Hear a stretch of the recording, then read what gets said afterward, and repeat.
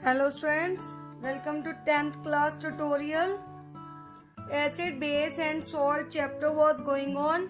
In last tutorial we discussed about the physical or chemical properties of acid and base.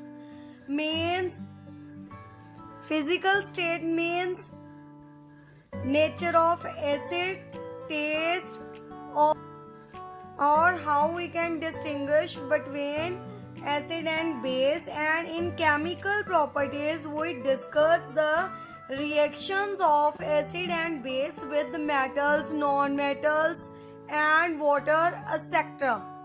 Now in this tutorial we will discuss how strong are acid and base solution.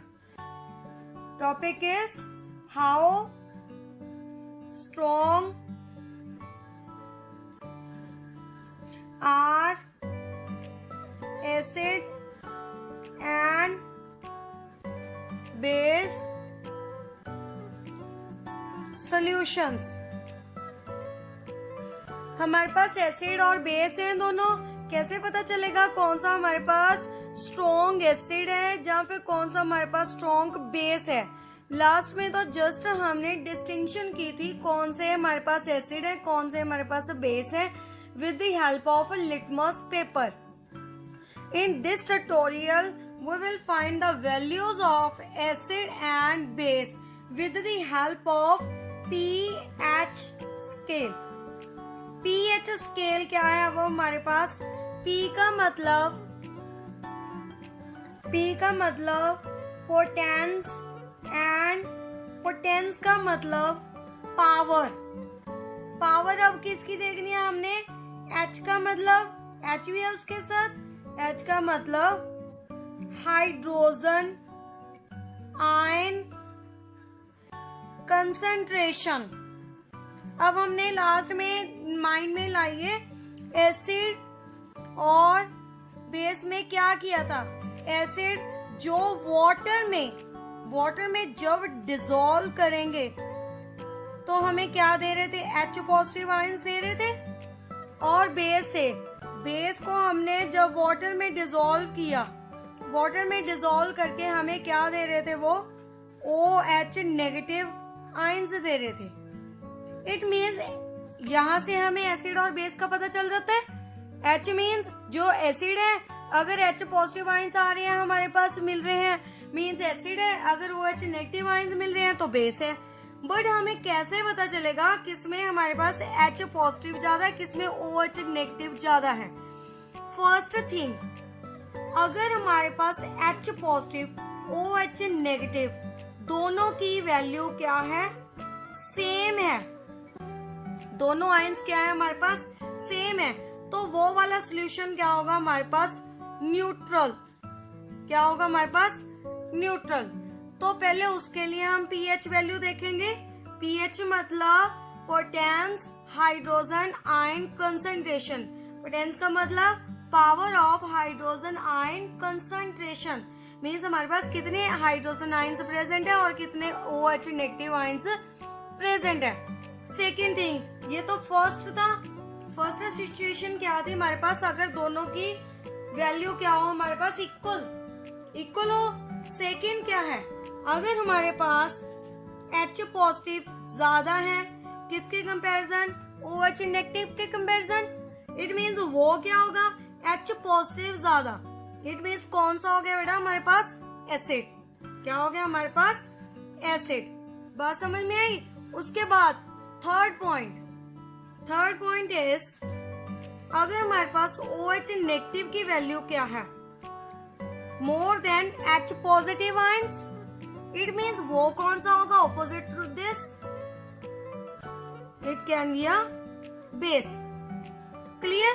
ये तो हमें पता चल गया. अगर OH की value ज्यादा है तो बेस, अगर H की वैल्यू ज्यादा है तो एसिड, अगर दोनों की वैल्यू इक्वल है, सेम है, तो हमारे पास क्या होगा? न्यूट्रल होगा.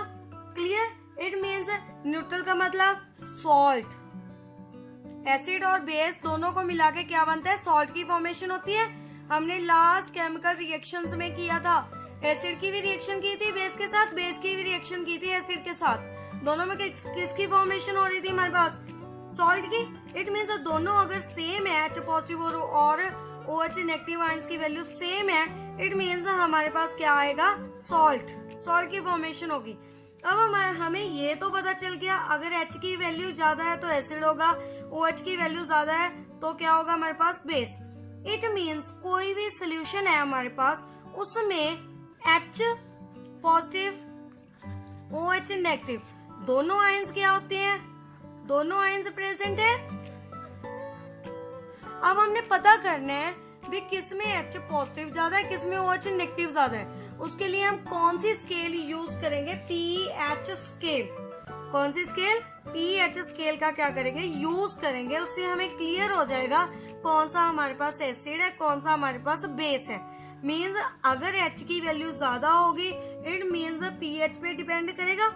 pH स्केल से हमें पता चल जाएगा कौन सा एसिड है, अगर OH की वैल्यू ज्यादा होगी वो भी हमें क्लियर हो जाएगा, किससे, pH स्केल की वैल्यू से। अब देखते हैं pH स्केल कैसे, मीन्स कैसा होता है। देखिए, अब देखिए जैसे कि हमारे पास स्केल होता है, लाइक डैट हमारे पास pH स्केल होता है। pH scale is also like a litmus paper type strip. एक लिटमस पेपर जैसी ही हमारे पास स्ट्रिप होती है, उसे यूनिवर्सल इंडिकेटर के नाम से जाना जाता है। यूनिवर्सल इंडिकेटर जिसपे हमारे पास डिफरेंट डिफरेंट कलर्स होते हैं और उस कलर के हेल्प से हम उसके pH वैल्यू, एसिड और बेस की वैल्यू फाइंड आउट कर सकते हैं। pH स्केल देखिए 0 से स्टार्ट होगा अप टू इसकी वैल्यू होगी हमारे पास 14 तक। 0, 1, 2, 3, 4, 5, 6, 7, 8, 9, 10, 11, 12, 13, 14। क्लियर, कहाँ से, 0 से 14 तक। और जो हमारे पास सेंटर वाली वैल्यू है 7, वहां पे हमारे पास सोल्यूशन क्या होगा, न्यूट्रल। न्यूट्रल की बात आपने अभी की है ना सॉल्ट के लिए, मीन्स जिसमें H पॉजिटिव और OH नेगेटिव की वैल्यू क्या होगी, सेम। H पॉजिटिव और OH नेगेटिव क्या होंगे, आयंस क्या होंगे, सेम अमाउंट में। बात समझ में आई। उसके बाद आगे और पीछे देख रहे हैं, मीन्स जिसकी वैल्यू 7 से कम होगी वो हमारे पास एसिड होंगे जो बेस होंगे, और जिसकी वैल्यू ज्यादा होगी वो क्या होंगे।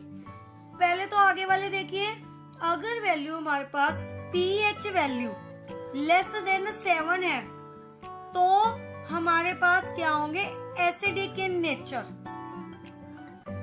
वैल्यू 7 से जितनी ज्यादा कम होगी उतनी ज्यादा उसकी एसिड नेचर क्या होगी, लार्ज होगी। Means value of pH less and acidic character क्या होगा, large. Means we can say more is acidic character. It means last में ऑपोजिट हो गया। अगर हमारे पास pH वैल्यू क्या है, ग्रेटर देन 7 है, इट मीन्स वो क्या होंगे हमारे पास, बेसिक इन नेचर। जिसकी वैल्यू pH 14 होगी वो क्या होगा, सबसे ज्यादा बेसिक इन नेचर। कौन सा होता है हमारे पास, NaOH। क्या है हमारे पास, NaOH, सोडियम हाइड्रोक्साइड बेस। उसके बाद एसिडिक वैल्यू जिसकी 1 होगी, pH is equal to 1 will be a more strong acid। कौन से हमारे पास, HCl। HCl क्या होता है, सबसे ज्यादा स्ट्रॉन्ग क्या होता है हमारे पास, एसिड होता है।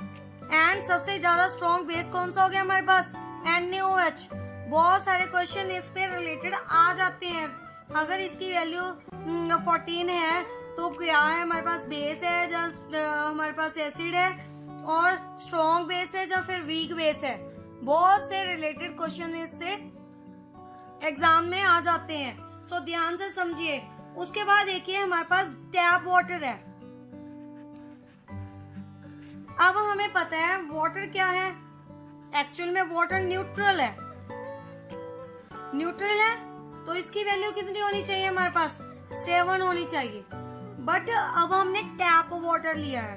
टैप वाटर मीन्स इसमें कुछ ना कुछ क्या हो सकती है, इम्प्योरिटीज हो सकती है, इम्प्योरिटीज प्रेजेंट हो सकती है, ये तो पॉसिबिलिटी होगी। इट मीन्स उसमें एसिडिक भी हो सकता है, बेस भी हो सकता है, डिपेंड करता है। सो टैप वाटर की वैल्यू कभी भी प्रॉपरली हमारे पास 7 नहीं हो सकती।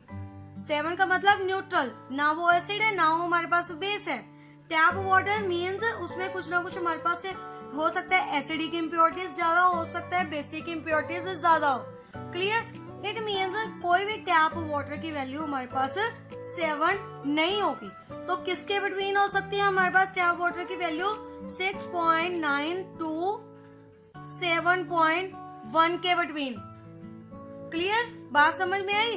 टैप वाटर की वैल्यू किसके बिटवीन होगी, 6.9 टू लेके 7.1 के बिटवीन। उसके बाद आ जाइए डिस्टिल्ड वाटर। डिस्टिल्ड वाटर देखिए, डिस्टिल्ड का मतलब डिस्टिल्ड वाटर को हम मोस्टली लैब में प्रैक्टिकल के टाइम में हम यूज करते हैं, जिसका मतलब है प्योर फॉर्म। जैसे प्योरिफाइड वाटर होता है वैसे हमारे पास डिस्टिल्ड वाटर है, जिसमें इम्प्योरिटीज क्या होती हैं, हम कम से कम होती हैं, इम्प्योरिटीज रिमूव हो जाती हैं। तो डिस्टिल्ड वाटर की यहाँ पे वैल्यू कितनी होगी हमारे पास, 7। बात समझ में आई? टैप वाटर की वैल्यू हमारे पास 7 नहीं होगी। क्यों? क्योंकि उसमें कुछ ना कुछ हमारे पास इम्प्योरिटीज क्या है, प्रेजेंट है। बट डिस्टिल्ड वाटर की हमारे पास वैल्यू कितनी होगी, 7, क्योंकि इसमें जो इम्प्योरिटीज थी टैप वाटर को हमने डिस्टिल्ड कर लिया by the process of distillation, distilled कर लिया। डिस्टिल्ड वाटर में इम्प्योरिटीज क्या होगी, रिमूव होगी, तो उसकी वैल्यू हमारे पास क्या होगी, 7। It means that the value of acid and basic character depends upon OH negative ions and H positive ions, and we can find the value of H positive and OH negative ion with the help of pH scale. If the value of H positive ion is more, it means that acidic character is more and value of pH is less than 7. जितने H positive ion से ज्यादा होंगे उतनी pH value क्या होगी, less होगी। अगर हमारे पास OH नेगेटिव आयंस की वैल्यू ज्यादा है, इट मीन्स 7 से क्या होगी, हमारे pH वैल्यू ग्रेटर होगी। So with the help of pH scale we can find how much strong acid or base is present.